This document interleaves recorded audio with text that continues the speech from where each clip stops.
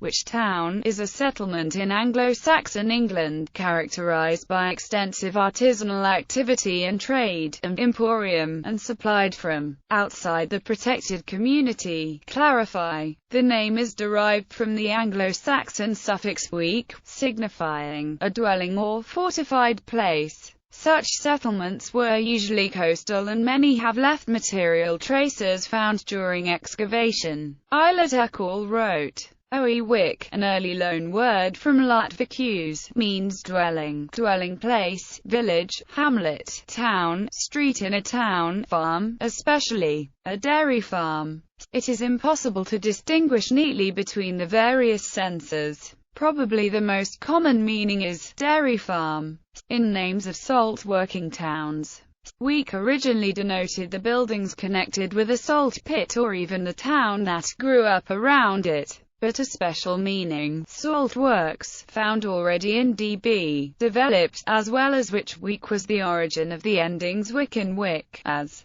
for example, in Papelwick, Nottinghamshire. Four former wich towns are known in England as the consequence of excavation. Two of these, Jorvik in present-day York and Londonwick near London, are waterfront sites, while the other two, Hamwich in Southampton and Gippeswick in Ipswich, are further inland, springs and wells. As wich also means bay in Old English, wich and wich are also used in names to denote brine springs or wells. By the 11th century, the use of wich in place names had been extended to include areas associated with salt production. At least 9 English towns and cities carry the suffix, although only 5 of these tend to be associated with salt. Droitwich in Worcestershire and the 4 wich towns of Middlewich, Nantwich, Northwich and Leftwich in Cheshire. Derivation. Our English salt supply is chiefly derived from the Cheshire and Worcestershire salt regions, which are of Triassic age. Many of the places at which the salt is mined have names ending in wich, such as Northwich, Middlewich, Nantwich, Droitwich, Netherwich,